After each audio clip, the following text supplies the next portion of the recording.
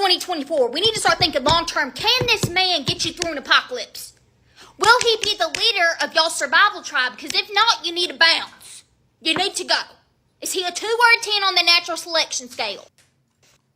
Well, it looks like Clint's girlfriend is going to be breaking up with him soon. Welcome back. Again.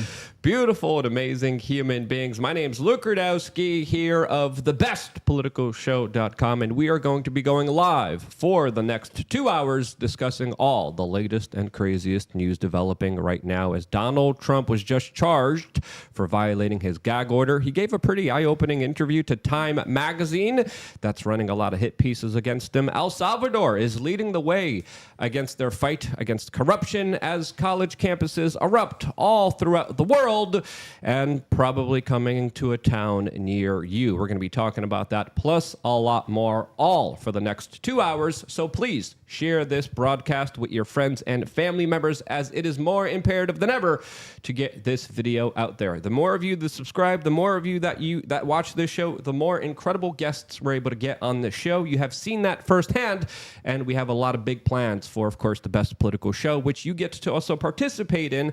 As one easy way to participate is to also sign up to lukeunfiltered.com, and by doing so, you get the ability to call into the show and be a part of it. You get to ask us whatever you want. There's no filters, as we are going to be taking callers in about an hour and a half from now. That caller could be you. Sign up right now, and you get access to a Telegram channel. That Telegram channel will be a place that I will be in during the show. We will be talking to each other, and then we, of course, will be picking and selecting the first person who wants to call in. You guys could also check out streamlabs.com. The link is in the description, and your super chats will, of course, be highlighted on screen. If you give $100, you actually trigger the Canadian school teacher explosion, which is really funny. And we, of course, appreciate you guys using Streamlabs, since it's only a 3% service charge and not a 30% service charge, which YouTube usually likes to charge. So definitely go check that out. Joining us for this conversation is Paulo Figueiredo. I hope I said that okay. Paulo, for the people who don't know you, who are you and how would you introduce yourself? Did I say it okay? No, you did amazing. All right. Are you Brazilian? I thought you were Polish. I'm dyslexic, and I spent a lot of time in Sao Paulo, and I had a Brazilian girlfriend. She was incredible. Who didn't, right? Oh man, whew. I was like, I don't want to go home. She was a beautiful mamacita. Sorry, Paulo. Luke can't speak English, but he's great at Portuguese. So absolutely, absolutely. I can't speak Polish, so I'm a Brazilian journalist. I have been doing this for quite some time. Right now, my show is the #1 show on the internet in Brazil on my time slot. I used to have the #1 show in the Brazilian TV, political show in Brazilian TV, until 2022, when the Supreme Court of Brazil, of course, tried to shut me down any way they could. They went after me very hard. That's a little. I'm also known for being the grandson of a former president in Brazil. So I come from a very traditional family in the country. That's and I have been living in the U.S. for the past 9.5 years. I cover a lot of U.S. politics to Brazil, and that's actually how I became known, because everything that goes to the Brazilian TV comes from either CNN or the New York Times. So they're getting. I can't say the word. Yes. Okay. I'm very. We'll save the word for an hour from now, where you're going to have unlimited free speech. As of course, people in Brazil can't watch you or hear your voice, which is crazy, since you're mainly a Brazilian journalist. Yeah, they can. So they have to use VPNs to try and get around it. Right. And I create new channels from time to time, and they take a while to shut them down. I'm on my 4th Instagram profile, for example. They shut down already 3 of my Twitter X profiles. And I'm on my 2nd YouTube channel. The first one had 1,100,000 subscribers. The second one has 320,000, but we're growing fast. Incredible. Yeah, and you're probably the account that the Brazilian government is going to Elon Musk to and saying, hey, we don't want this guy to have free speech. Yep. We got to cut him off here, which is absolutely crazy. A lot of people in the chat room are like, Luke had a girlfriend? Yeah, right. Yes, I did. She was real. I promise. Clinton has many girlfriends. One of them just broke up with him. Yep, it happens almost every single day. It's rough. It's rough being Clint. Anyways, Clint Russell, host of Liberty Lockdown, co-host of the Best Political Show. Please pick up your phone right now. Subscribe to both on your favorite podcatchers so that you never miss an episode of either Liberty Lockdown or the Best Political Show. Make sure that you guys check it out. Also, I co-host Tower Gang. You should never ever watch that. I'll be doing that tomorrow night at 9:15. I'm very excited to talk to you today. I think that we can learn a lot of lessons from our mutual tyrannical slides into oblivion. So Yeah, what's happening in Brazil is going to be happening in America It's already very happening. soon. Oh, yeah. It's already happening. You guys just in different ways. yes, Absolutely, we'll get into that, and especially on the freedom of speech segment in about an hour from now. Stephanie's in the house. Her camera was glitching. Now we got her an upgraded HD camera, and she doesn't like it. She's like, "What is this?" I love it. Okay, good. You like it. I love All right. it. Now you guys can all see me clearly. Steph, Steph we are WRC. change. That's it. Okay. All right, we're going to get into it in a little bit. We also have a sponsored ad read we're going to be reading in about 30 minutes from Anton's Biltong, which is incredible. WRC, free shipping. We'll get into that in just a little bit. But let's get right into the news, as, of course, Donald Trump was held in contempt of court as he had to delete some social media posts which violated his gag order, as he was fined $9,000 for contempt of court and warned that if he keeps doing these kind of social media posts, that he could face jail if he does it again.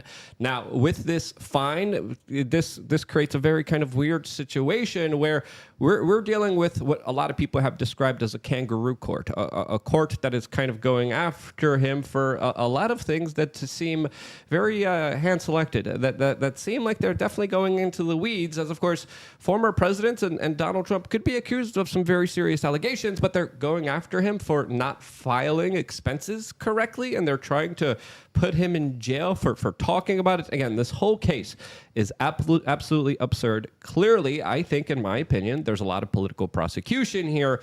But if I'm Donald Trump, I mean, if I was just him, I would just keep pushing. I would just keep making a little bit more social media. I would just keep posting about this. I was like, I would call their bluff. And then if Donald Trump is put in prison because he incorrectly filed some of his expenses, I think that's going to be a major galvanizing point for a lot of Americans. Will he do it is the question. I don't know. But what do you guys make of this court case and this larger political prosecution like many people see it? Well, have you seen the polls? That's what you have to make about it. Every time they go after Trump, he goes up on the polls. So I think it's a great political strategy to keep pushing it. Mm-hmm. It's cheaper than running campaign ads on TV. He's getting coverage all the time, and everybody in the world knows this is full BS. Yeah. Okay. They're not coming after him because he didn't file the expenses correctly. They're coming after him because he's Donald Trump. The prosecutor is a Soros guy. Everybody knows that. So it's just lawfare and the judiciary becoming more and more aggressive, getting into the realm of politics. And this is exactly, like I said, what's going on in Brazil. That's why I said, it's happening in America. It's just in a different way. Yeah, there's so many different parallels, especially when it comes to the storming of the Parliament building, especially when it comes to Bolsonaro being charged, a lot of people getting kicked off social media.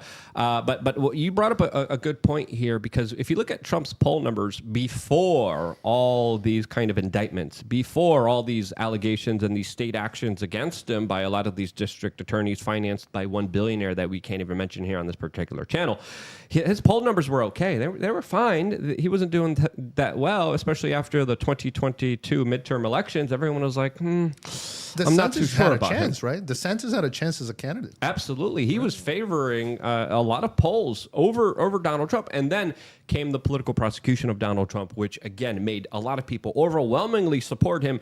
And, as an independent journalist, we always try not to support any kind of politician or play favorites with politicians. We try to call them come out as they are. We call that some negative actions that Donald Trump did, according to our personal opinions. But how can you not feel for the guy when he's facing 700 plus years in jail from a corrupted state that clearly is bending the rules of law in order to try to stop him at all costs? And the more they stop him, the more he grows. He's like a chia pet. The more they put water on him, the more he just keeps growing, and they keep pouring a lot of water on his head. And the other point you made is also pretty important here. That's because people hate the establishment so much that they see that when the establishment's going after Trump, they say, well, that's our guy. Yep. So that's in the past, people trust the judiciary so much, and the press, the media so much, and the institutions so much, that when they went after someone, they would think, well, this guy's probably guilty of something. He's probably wrong. Now it's the other way around. So it came to the point that when the establishment goes against someone, it's almost like an endorsement. Absolutely. It's the best endorsement you can get. Yeah. I mean, Roger Ver got arrested earlier today. He's a big-time Bitcoiner or Bitcoin Cash guy. And immediately I'm like, oh, you're Was he arrested inside of the United States? Because that's another major story, which is pretty terrifying as they're going after a lot of companies that have self-custody, especially when it comes to cryptocurrencies. If you remember, during the trucker protests, they were able to raise a lot of funds when the banks shut them down because of cryptocurrencies. But now it looks like the United States is trying to preemptively stop people's kind of independence that they could have financially. One of the few things that has uplifted so many poor people out of poverty, Bitcoin, the technology that is revolutionizing the internet and the way people interact with each other, is something that is in the sights of the federal government, and they're going after individuals to try to shut them down. But give us more about this Roger Ver story, because that's another major story. So I just read about it because the story just broke recently, but basically he was an early adopter of Bitcoin. He's got a ton of money in it. I don't know exactly how much, but in 2014, I believe it was, he gave up his citizenship. In 2007, so he's in Spain as of now, and then in 2017 he sells some Bitcoin. 2018, apparently he doesn't pay taxes on it to the U.S. So this is 4 years after he's already renounced his American citizenship, and he was just arrested by I think it was Spanish police, or I don't know if it was Interpol or who took him in. But this was years after giving up and paying a massive exit tax, which means like you're done at that point. At least that's my understanding. Yeah, you got to pay a couple $1,000s to expatriate. Oh no, it's worse than that. If you have high net worth, you have to actually pay a percentage of your net worth to give up your citizenship in America. Oh wow, I wasn't even aware of that. Yeah, and I hear that they're making the fees even more expensive the more we go on, because it used to be, I think, $2,000 to expatriate, and now I think it's the number's becoming higher and higher because they know more and more people want to get out of here. But that's what Roger did, and he did it by the book, and they still found a way to say that he hadn't paid enough. So it looks like they're coming for him. That's absolutely. Do you hear that? Yeah, Yes, there's a little buzzing. I think one of the power cables is over the audio cables. I think, Clint, if you're going to change anything, it should be right over here. But you brought up a very good point that I think now it's better. It's good. Yeah, It's good. It's all Clint's fault. Clint did it. Paulo, you also brought I fixed it. I didn't do it. He Good did job. It was him. He did it all along. We have Before we move on, I just wanted to say real quick about the Trump case.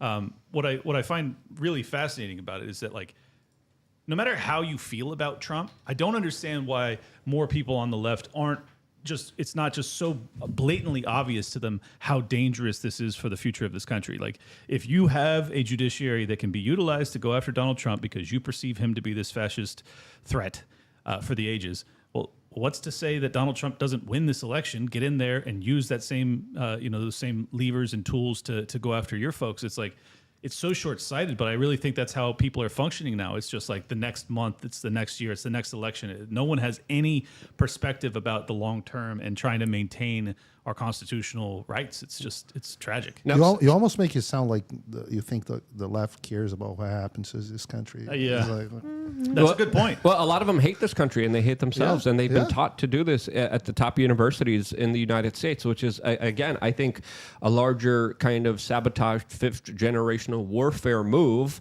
by, some people say international pressure, some say domestic pressure, but I say, the powers that be that want to eviscerate and destroy some of the last remaining places that still have freedom in this world. Steph, we have a Streamlabs donation. Do you want to read the user's name and the Streamlabs donation chat? Yeah, we got Clint's Do I really have to? Yes. We got Clint's clitoris saying, "Hola, amigos." Sources close to Clinton say he's put some ketchup on his pizza. You put ketchup on your pizza, you madman, you lunatic. What's wrong with you, Clint? And the name is 3 names. It's Clint's, right? Middle name, Clit. Last name, Taurus. Great username. Our user base is absolutely incredible. We love you guys They are so obsessed much. with dunking on me, and I despise each and every one of them.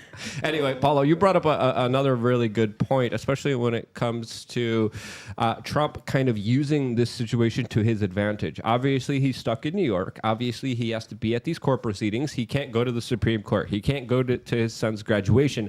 So he's doing a lot of campaigning in New York, and he's also going to be doing a rally in Madison Square Garden. And it does kind of speak to the larger situation of he's going to be in our discourse. He's not going away. He's able to dominate the media sphere more than ever with this trial that a lot of people are saying is actually helping him in many different ways, especially when it comes to not needing to buy advertisements anymore, since everyone's talking about him all the time, and they're going to continue to do so. So as a journalist, how would you kind of handle this situation, and what's your kind of reaction to this, since it definitely does seem like it's not just America shooting itself in the foot, the establishment trying to stop him, they're kind of shooting themselves in the foot too. It's weird.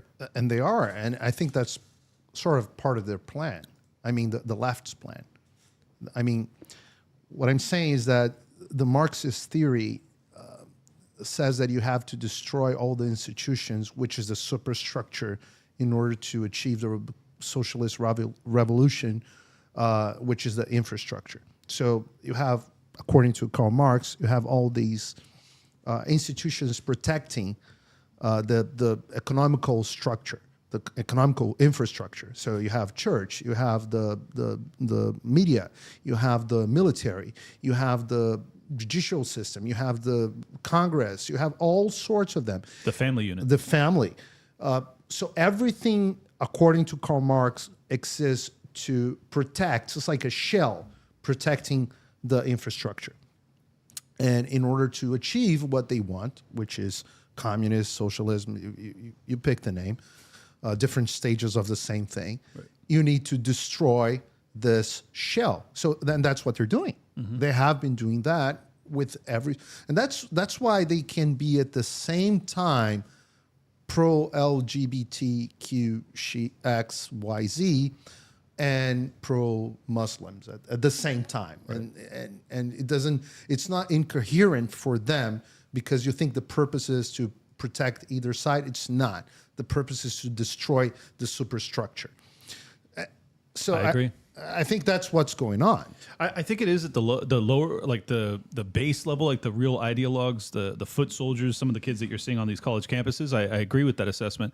What bewilders me is like the people that do benefit from the system, like the kind of middle of the road Democrats, the people that believe the narrative when they say we defend Muslims and the LGBT blah blah blah because we're interested in defending minority rights. These people are true believers, but I don't think that they're actually revolutionaries. I don't think that they want to see the system completely implode upon itself.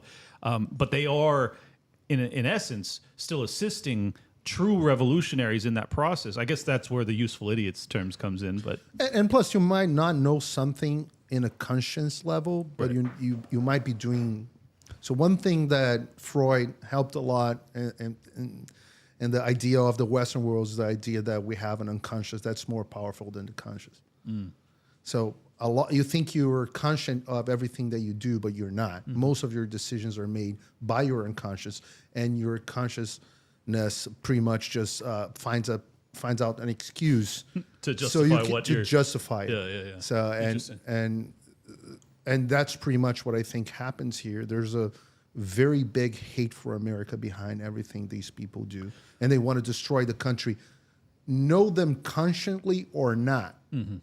Well, some of them it is very conscious, because I saw there was a viral video today from one of the kids. I think it was Columbia. I'm not sure which college, but he was saying, "No, we have to destroy America," and it's like, You live here, brother. Like, do you know what you're saying? Yeah. Do you understand how crazy the outside world is? Like, have you ever traveled to places in Latin America or Africa or even Asia and see how they're living? Like, you don't understand how lucky you have it. You don't understand how privileged we are. Americans especially. We are so lucky. And I garnered this throughout my travels in my 20s. I was like, wow, we take a lot of things for granted here. We have it so good. There's so many economic prosperities.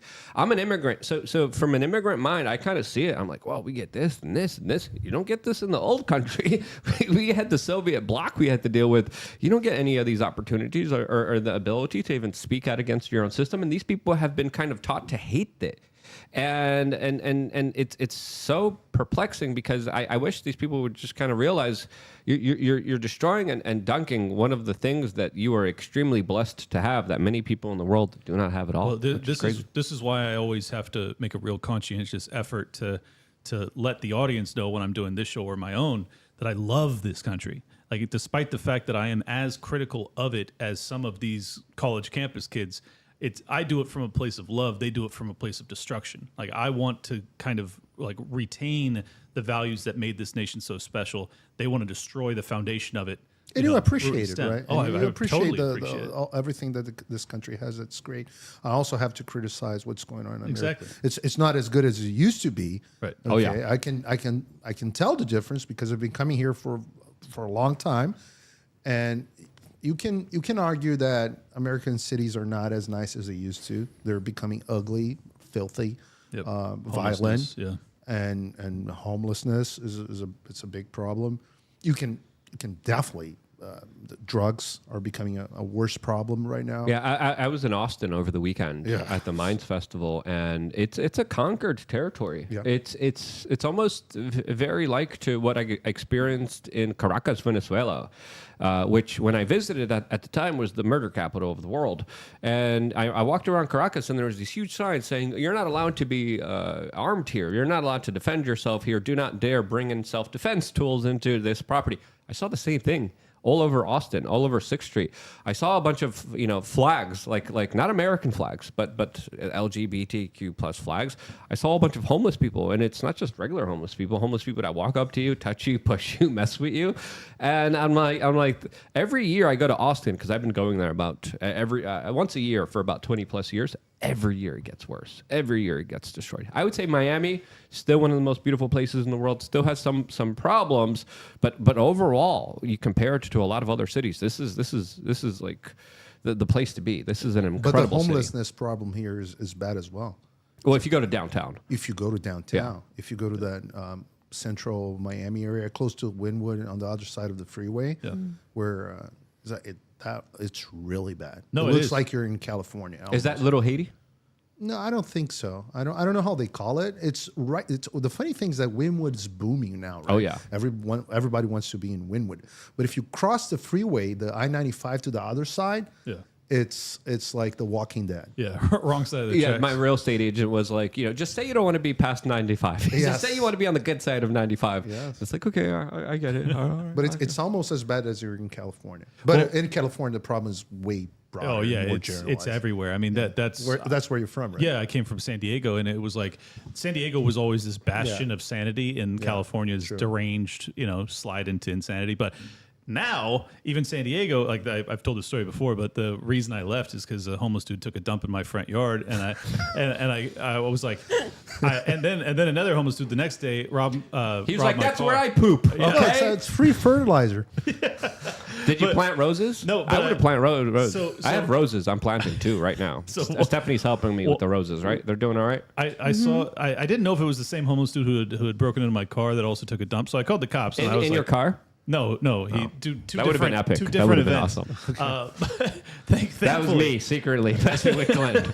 but I called the cops because I was robbed, and then I was like, hey, also, just so you know, like I may have a fecal sample from the same dude if you want to pick that my up. God. And they're like, well, we can't do anything about that. And I was like, you can't do anything about a dude, walking onto my property and taking a dump. And he's like, nope. I was like, all right, I'm selling my house and I'm leaving because like if that's where we're at, like. Because I knew if I were to defend my land from a dude trying to take a dump, like I'm definitely going to jail too. So once you can't defend your property, that's really the end of the free market system, capitalism. It's paramount to everything. And it breaks my heart to see Austin too, because I know that the vast majority of the people that have degraded the culture of Austin are the people from Silicon Valley, from Los Angeles, that all moved there because they voted California into oblivion, and then they're like, I'm gonna go somewhere else where it's not so crazy, and then they're like, let's make it crazy again.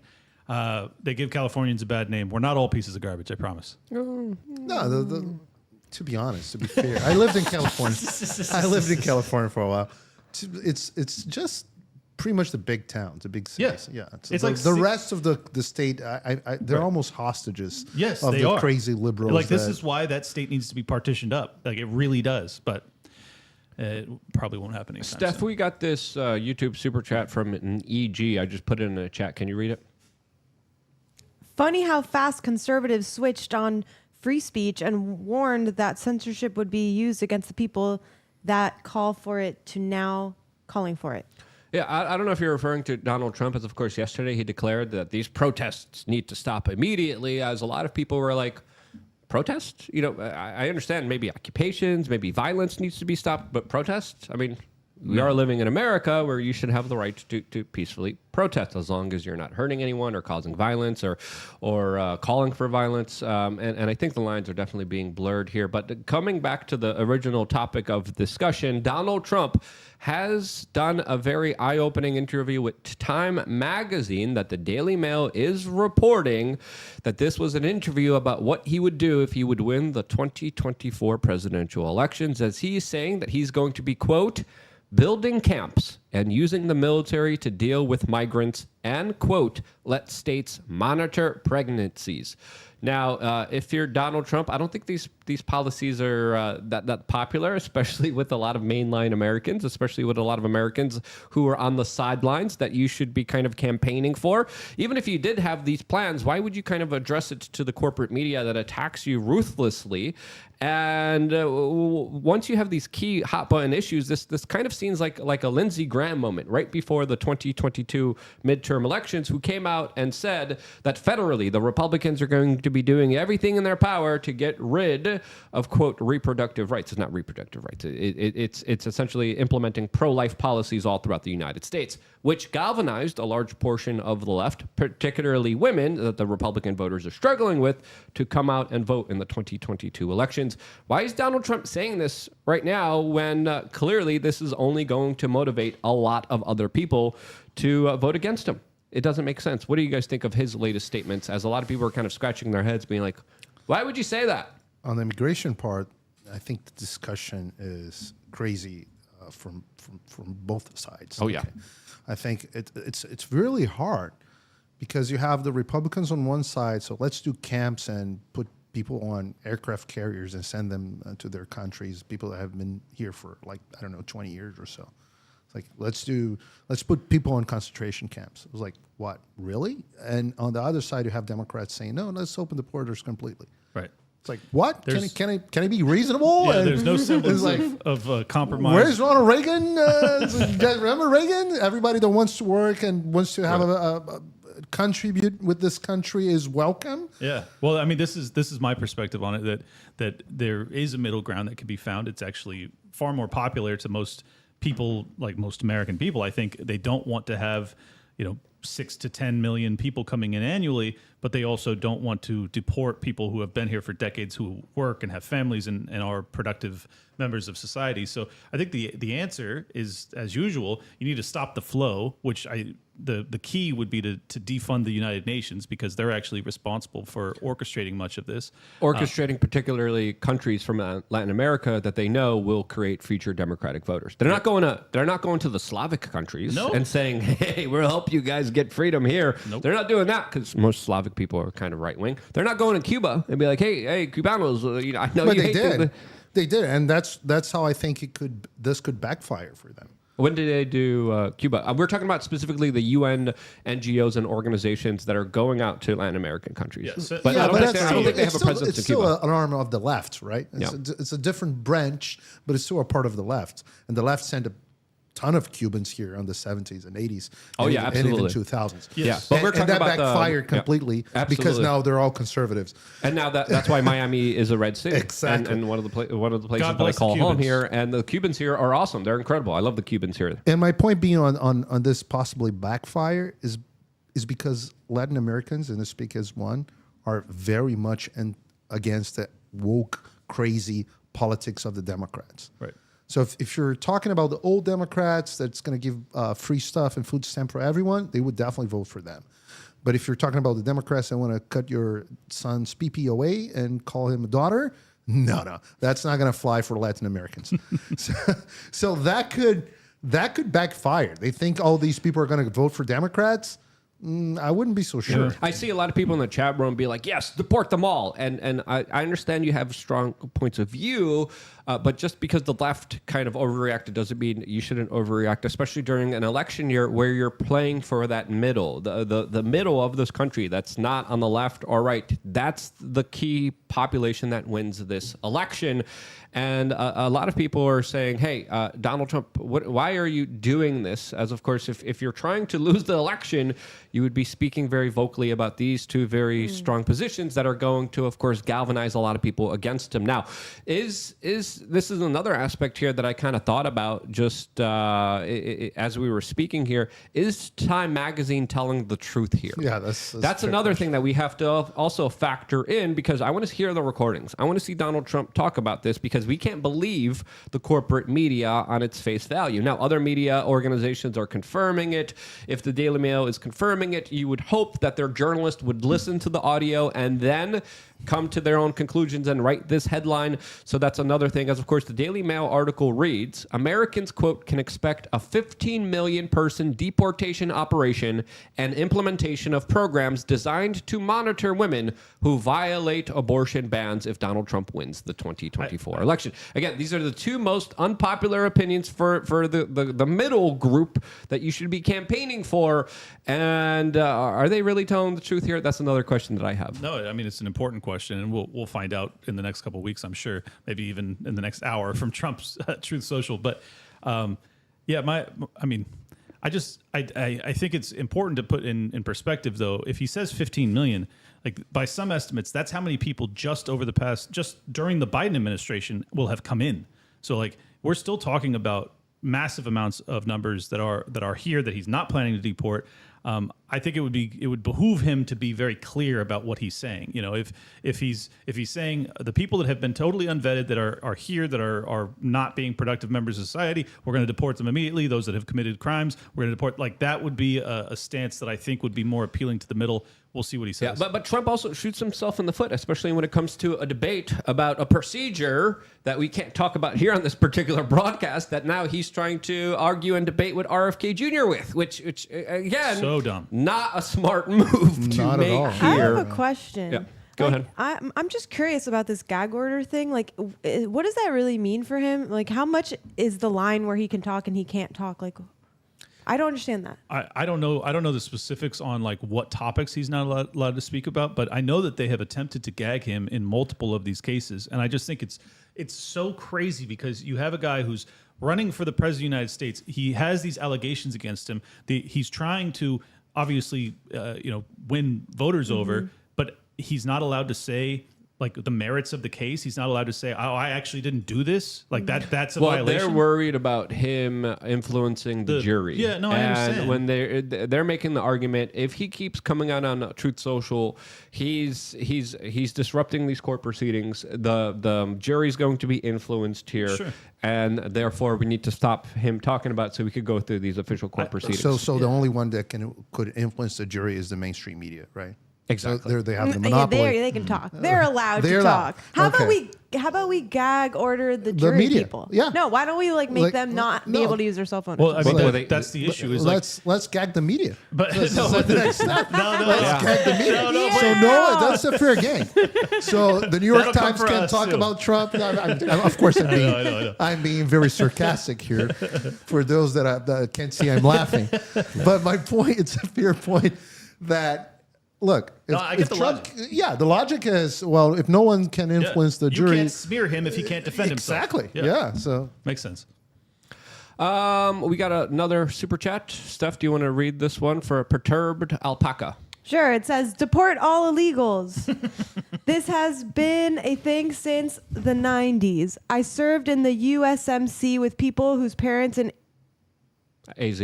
Arizona went through amnesties, never learned English, and never integrated. Get out. Hoorah! You know who integrate? Usually the kids.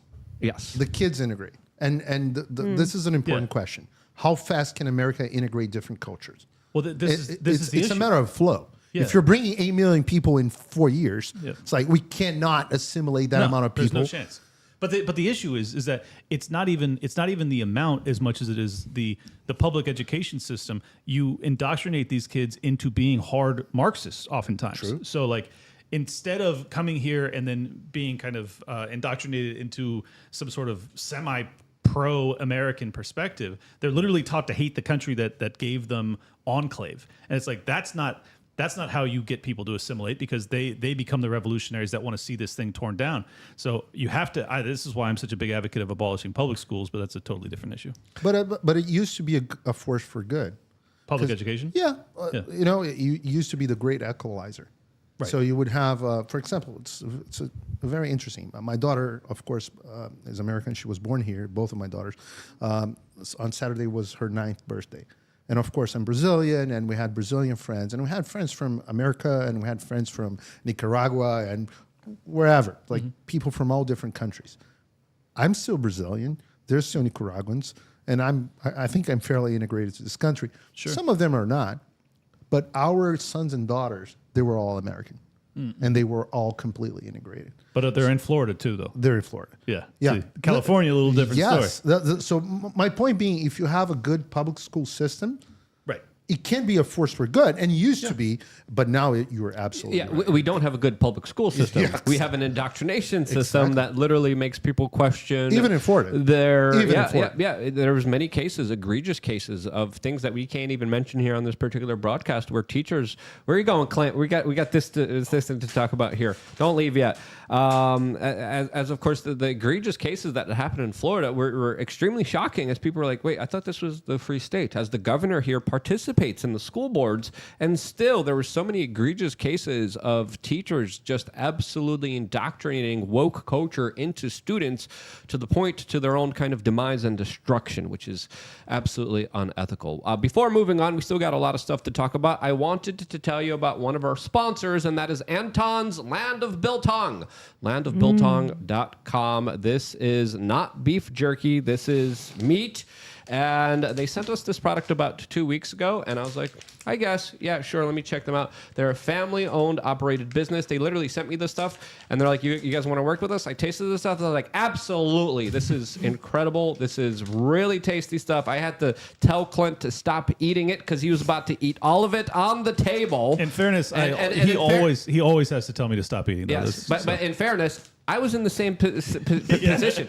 Biltong's not paying me to say this, but this is incredible stuff. They're paying me to promote their business, and if you guys use promo code WRC, which you should, this is again a family-owned business. This is incredible, amazing protein that I really like. It is a really awesome health snack. It is a lot of iron, a lot of magnesium, a lot of potassium, a lot of B vitamins, and I really, really enjoy this stuff. Promo code WRC at checkout, free shipping. And this is like, I was like, I'll give you guys, we're giving these guys a significant discount on advertising because their product is actually this good. You will love it. Can I have some? Absolutely. Yeah, Clint, you want to hand some over? Yeah, it's phenomenal. I do this carnivore diet, so. Well, I was just going to say, if you're a keto, carnivore, whatever, like this is going to be a staple of your. Kosher. I'll be honest, if it's Keto. not good, I'm going to trash your. No, go ahead. Trash it. Yeah, I absolutely. promise you, you're That's not going to is hate it Angus or Wagyu, that one? That's the Wagyu. This is really good. This is incredible. It's incredible. And I'm not just doing this because I'm shilling here. I'm legitimately telling you this is a legit product from Like, a I good don't company. even want them to pay us. I just want them to send Yeah, more meat. eat. Biltong, please. I've been eating it. It's delicious. I'll and it's advertise special. them if they send me free meat. No, they sent us a box. Biltong, so it's made in this really good. like very traditional way that's really natural. I really it's enjoyed neat. that too. Yeah, perfect for carnivores. So check out Bill Tong. My producer will be putting the link in the chat room, and then just use promo code WRC so they could see you came from us, and you also get free shipping. As of course, working with small and independent businesses is definitely the way to go. And shouts out to these guys. Their product, really amazing, really good, and we're very happy to work with them. The link is in the chat and in the description below. As of course, we continue the conversation as there are still so many things to talk about, as the president of El Salvador recently brought in almost his entire executive branch towards a meeting that he decided to videotape, where almost out of a scene from a Netflix cartel movie, he addressed all of them, shocked them by announcing, hey guys, all of you guys are being investigated now by the Attorney General for corruption. Now, this speech is in Spanish. Steph, would you mind reading along as we play a portion of this video of Bukele, who clearly has shocked a lot of people, including his own government? Here's the video. Como pueden ver In ustedes, fact, todos you can see los that que estamos everyone aquí here reunidos is son from parte the del executive Ejecutivo, branch. del órgano ejecutivo, que es el executive que, branch that I del cual yo oversee, estoy encargado, a excepción de una Except for one persona. person, Es el fiscal general que está aquí, él no es del Ejecutivo. Y está acá por una but he's razón bien only here for sencilla, one reason. y es porque le quiero pedir en And that's because I público want to ask him in de public que investiguemos a to todos los que están investigate acá, everyone who's sitting here, para atrás y para adelante. retroactively and into the future. Yo me I imagino que imagine pues that there no hay should ningún be no problema, problem ¿no? with that.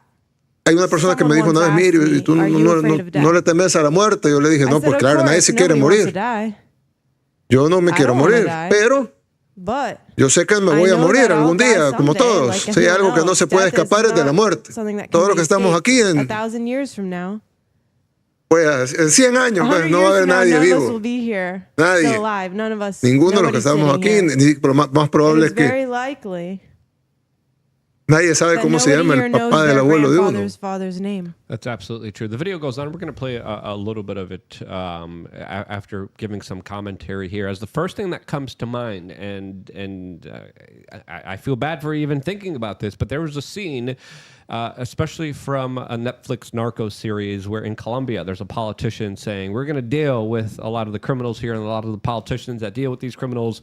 And then, of course, he's kind of taken out here. Him talking about, life here and legacy here over his life.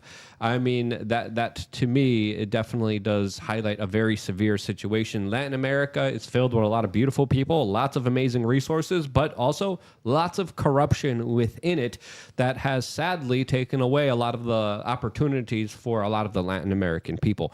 Paulo, you have a lot of experience with this. What do you think of what Bukele is doing right now? I think he's rightfully concerned for his life because the corruption, he went against two things that are really endemic in South America, Latin America in general, which is corruption and drug cartels, and they're all connected. And we don't know how connected they are. Just to give you an example, if you were talking about Colombia, the connection between the left in Colombia and the former FARC, the revolutionary guerrilla that run the drug cartels, we don't even know how deep it is. Also, Lula da Silva, the president of Brazil, is part of a thing called the Foro de São Paulo, which is it's like a reunion of all the left parties in Latin America, left leaders, and FARC, the Colombian Revolutionary Force, was a founding member. And the connection is so deep. Venezuela now is a narco state. Most generals in Venezuela are connected to the drug business. So when you mix, my point being, corruption and drug dealing is very, very connected in Latin America. And he went after the drug cartels on his first term, and that gave him a lot of popularity. Mm-hmm. But now he's going after corruption, So that makes him very popular with the people because regular people don't want crimes. This is the one that suffer the most. Right. And they don't want corruption as well, of course. But he's becoming very unpopular with the people that run the country. And people think he's a dictator, and some people applaud him for being a dictator for good, that's cleaning up the country. He's not. The country's institutions are pretty much working way better than the one in Brazil right now. Like he got rid of not he, but his Congress got rid of the Supreme Court justices that were corrupt in the past, and that was already a big step. That was also a big step. Everything that happened in El Salvador happened through Congress, following the due process. So, and you see all this news organizations saying, "Oh, journalists are being persecuted here." No, they're not. It just says bad things about the mainstream media there. Journalists are being persecuted in Brazil, and They're being persecuted in America too. and in America too. Yeah. Well, in Brazil is worse. And, No, in, of and- course, and of in the United Kingdom and in Russia Yes, and in yes. China, everywhere. And no one talks anything about it. But the moment any leader says anything bad about the mainstream media, they just lose their minds. They're, oh my God, this is a dictator. He's not. He's challenging our propaganda. Stop Yes, him. exactly. Yeah. I So- really loved listening to him on this video because I understand Spanish, so I could feel like how, to me, it was super authentic. It also It was kind of, very. it was, wasn't it? Yeah. It was an extremely powerful moment. Elon Musk responded to it by saying based. And this is incredible. My response to it was he went after the low-level criminals. Now he's going after the high-level criminals. Let's keep playing this second portion of this video, which I think is very important here because he kind of goes into details about why he's implementing this policy. And Steph, Should you Rita, mute it? A lot of people are saying they I couldn't lowered hear it. me. I lowered Okay. it, but you just speak over it. Go ahead. Pero But hay if algo there's que yo one sí thing le I tengo fear, miedo. Y es it's a leaving a dejar bad un mal legacy. legado. Y hay presidentes, There are some presidents, unos presos, some in prison, otros and some on the run. fugitivos, pero la mayoría But son the most are recordados como remembered as ladrón. criminals. Yo no quiero ser That's recordado not como how I ladrón. want to be remembered.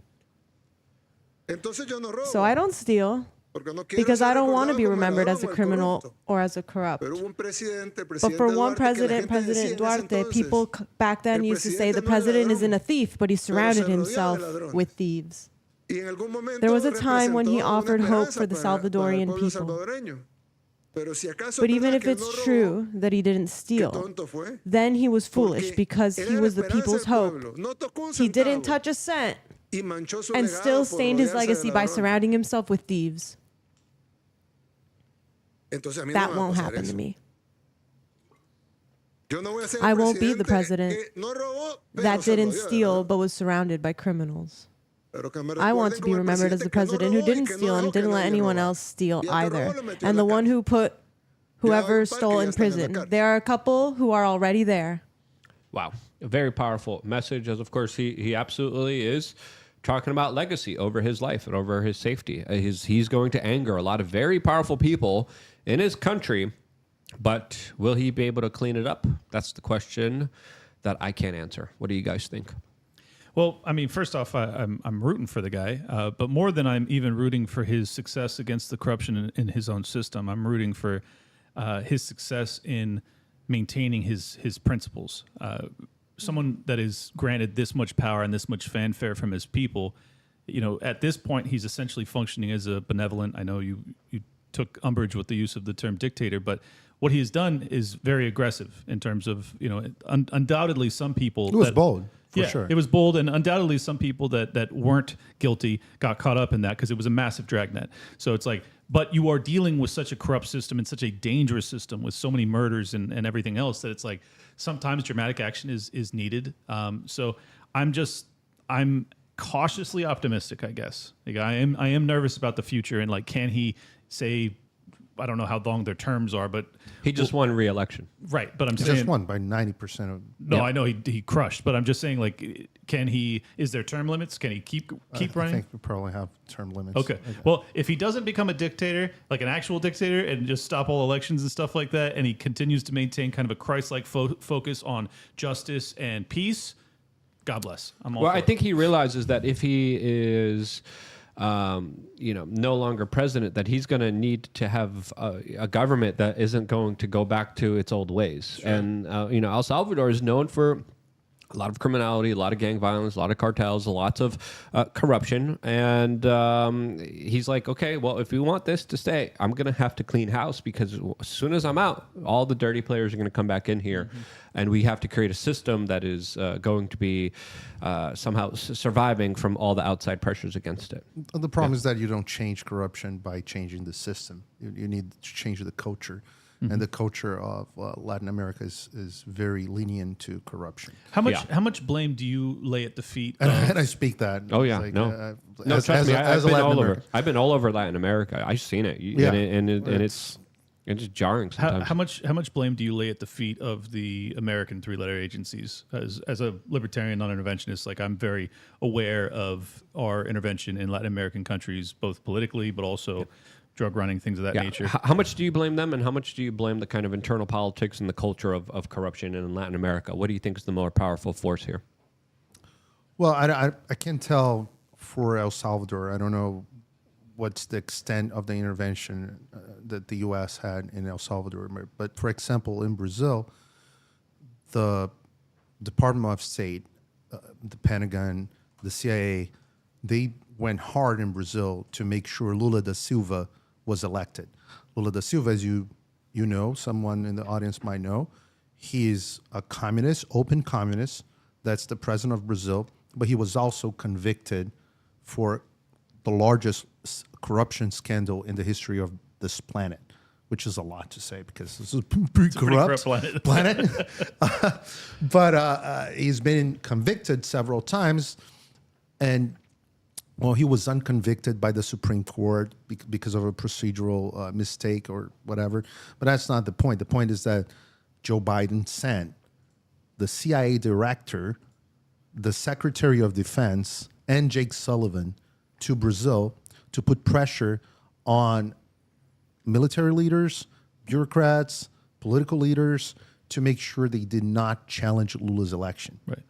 But they were just making sure that the election was legitimate, though. It was fortified. Right. They fortified the election. The democracy, right? Yes. Yeah. So they were defending democracy. That's why William Burns went there. And making sure a leftist that hate America and antagonize America's every single America foreign policy. And is more favorable towards China. It's so favorable towards China that's working actively. Brazil is the president of the BRICS Bank, and Brazil is acting.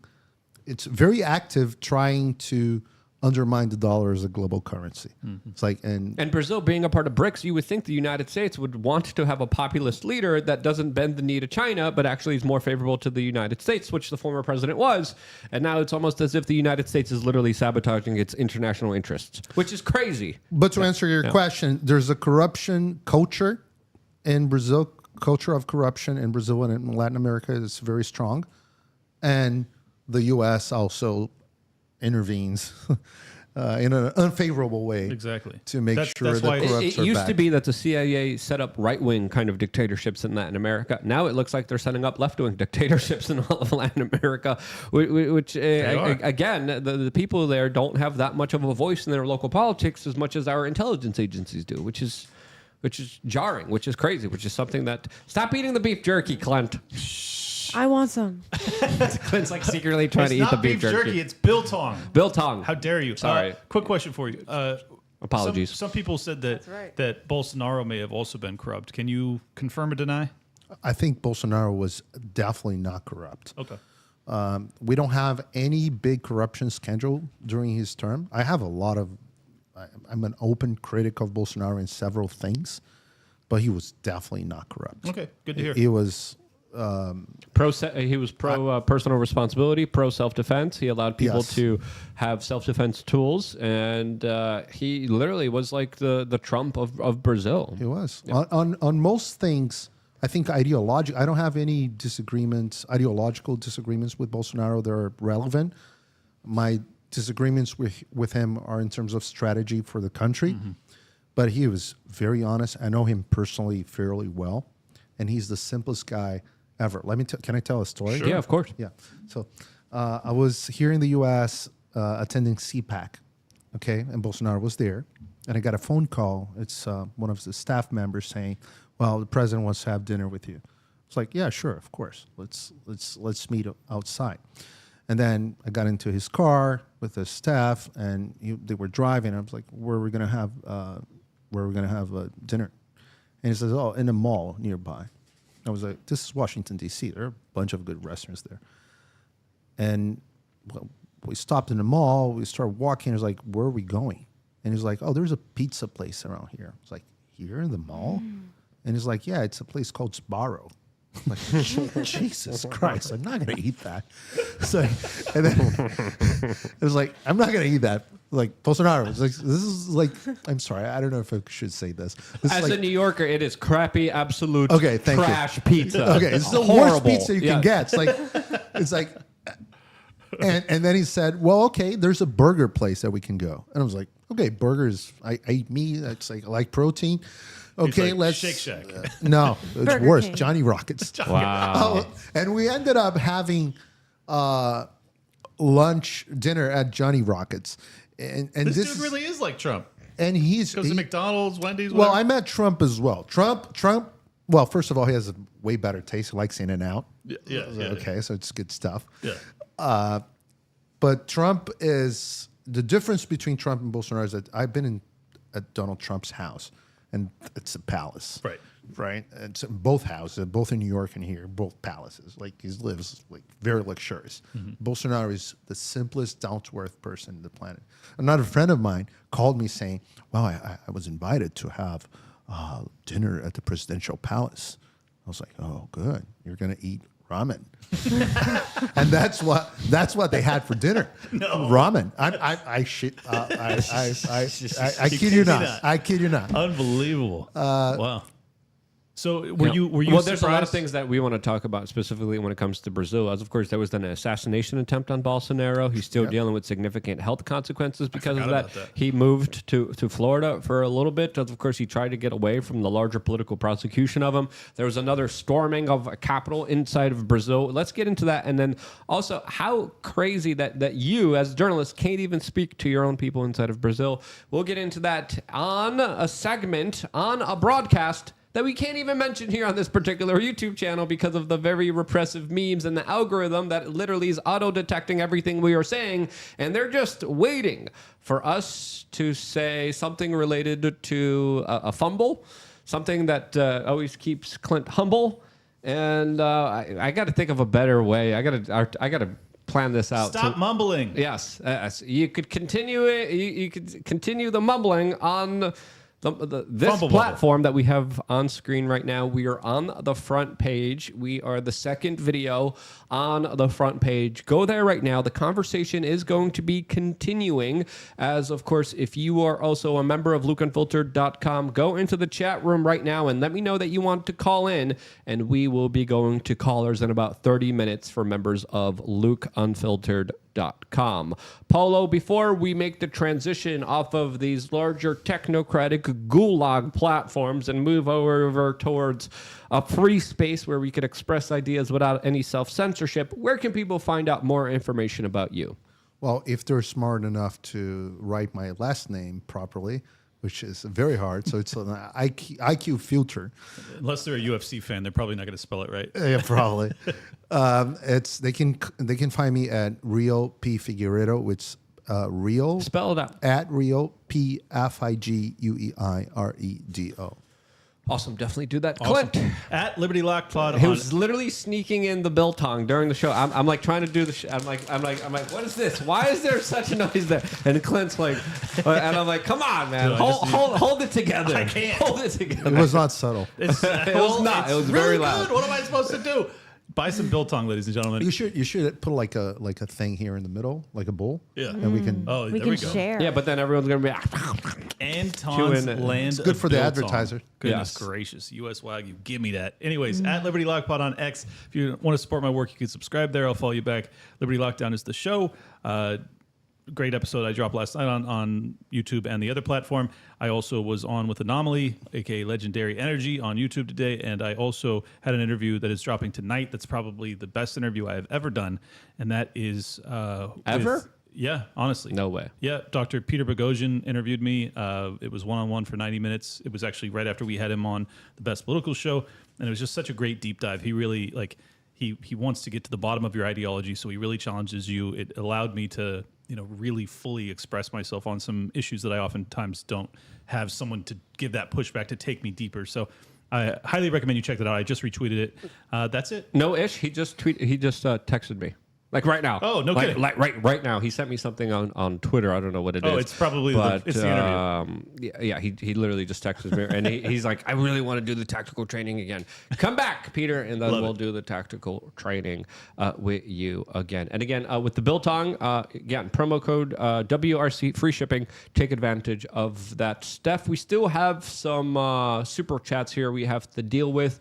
This one, can you read here without any of the curse words? By Joe LX Line. He says, quote, Politics seeming a little black pillish recently. I'm voting Trump, obviously, but he's also going to do shady shit and fuck us over. We're not in trouble. Just in different ways. I almost did it, but you actually did it. Still brags about Why are we reading this one here? I said read this one without the curse words. And what about the last sentence? He's shady. I'm going to read it. I'll read Do it. He's also going to do shady-ish and F us over just in different ways. Still brags about the procedure that we can't talk about here. That's how you do it, Steph. All right, read the two super chats on the bottom right-hand corner here. Okay, we got PrayX12 saying, Joe Neerman at the following pro suit against merchant. And then this one underneath it. And Bro Cody saying, Brazil, numero uno. All right, we'll continue the conversation right now. Going to callers in 30 minutes from members of Luca